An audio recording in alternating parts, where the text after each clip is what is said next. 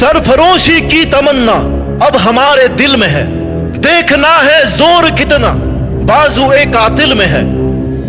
मेरे प्यारे साथियों, सभी को स्वतंत्र भारत के इस आजादी के पर्व की बहुत बहुत बधाइयां।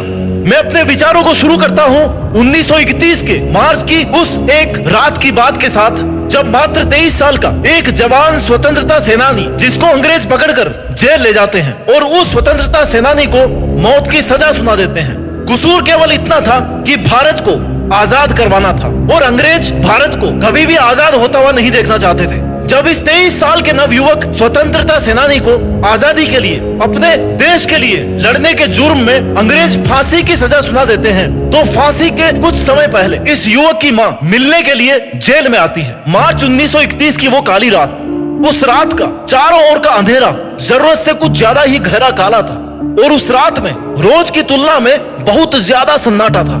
लेकिन इस सन्नाटे के बीच जेल के भीतर एक कोने में एक माँ और उसके बेटे के बीच वो आखिरी बातचीत हो रही थी, वो आखिरी मुलाकात हो रही थी जो हिंदुस्तान के आने वाले दिनों में एक तूफान लाने वाली थी। और ये बातचीत सिर्फ शब्दों का आदान प्रदान नहीं था, बल्कि एक माँ की ममता और साहस और एक जवान बेटे के बलिदान के संकल्प की कहानी थी।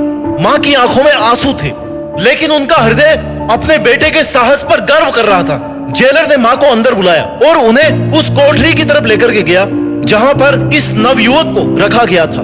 ये नवयुवक अपनी माताजी को देख करके अपनी जगह खड़ा हो जाता है।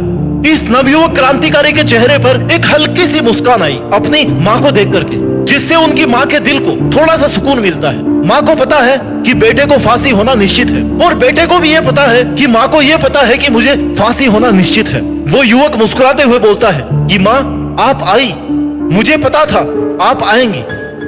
माँ ने आंसू भरी आंखों से बेटे को कहा कि बेटा, तुम्हारे बिना ये दुनिया कैसी होगी, मैं तुम्हें हर पल याद करूंगी।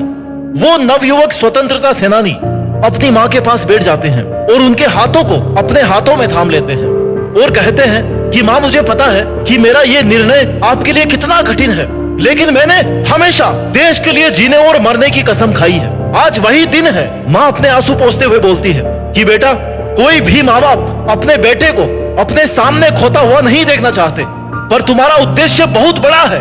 मुझे तुम पर गर्व है।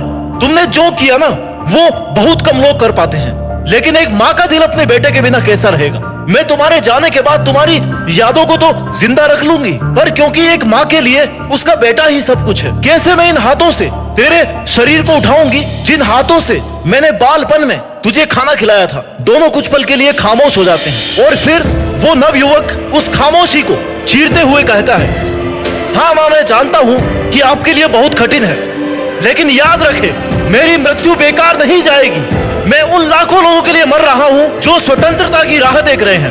मेरा बलिदान एक दिन इस देश को आजाद करेगा और मुझे खोने की फिक्र मत करना माँ, क्योंकि अगर आज मैं एक भगत सिंह बलिदान दे दूंगा ना, तो इस देश में हजारों भगत सिंह पैदा होंगे, लाखों भगत सिंह पैदा होंगे, जिनमें तेरे इस बेटे की छवि होगी। इसलिए माँ, मेरा बलिदान बेकार नहीं जाएगा।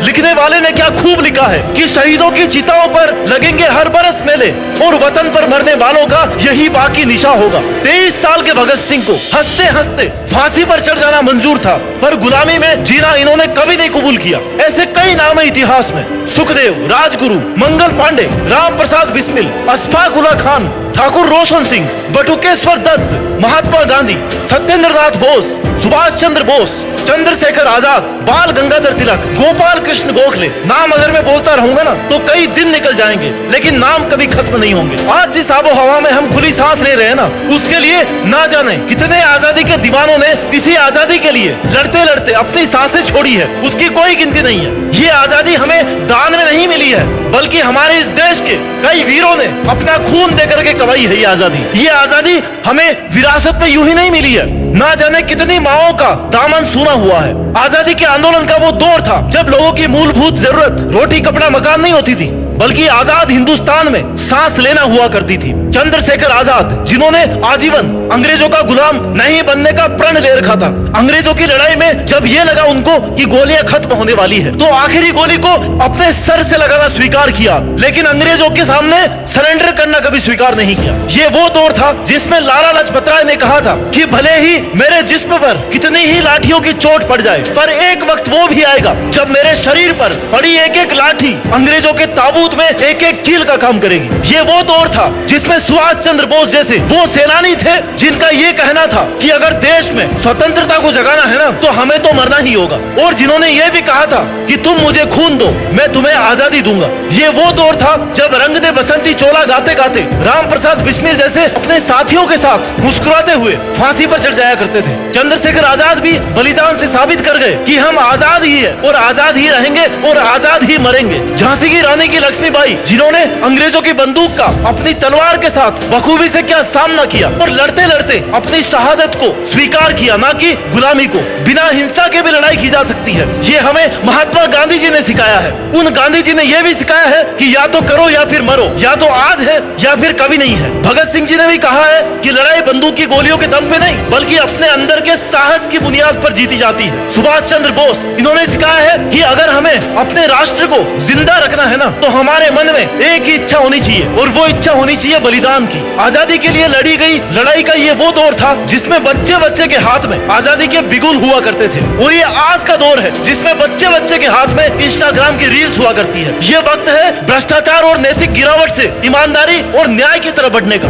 वक्त है हमारी स्वास्थ्य सेवाओं को बेहतर बनाने का। ये वक्त है पर्यावरण संरक्षण का, जंगलों की कटाई को रोकने का, प्रदूषण को रोकने का, जन जन के जीवन को इस तरह से काबिल बनाने का कि हर कोई देश के विकास में अपना सहयोग दे सके। और इसकी जिम्मेदारी हर एक देशवासी की है। ये हर एक माँ बाप की जिम्मेदारी है कि वो अपने बच्चों को वो देश प्रेम का पाठ पढ़ाए जो आजादी से पहले घर घर में बच्चों को सूखी रोटियों के साथ सिखाया जाता था, सूखी रोटियों के साथ परोसा जाता था। आज हमें जरूरत है अपने देश के हर एक वर्ग को, हर एक समाज को एक होने की, और अपने हिंदुस्तान को उस लेवल तक ले जाने की जहाँ पर उसका कुछ बिगाड़ पाना तो बहुत दूर, उसको छूना भी बहुत मुश्किल हो।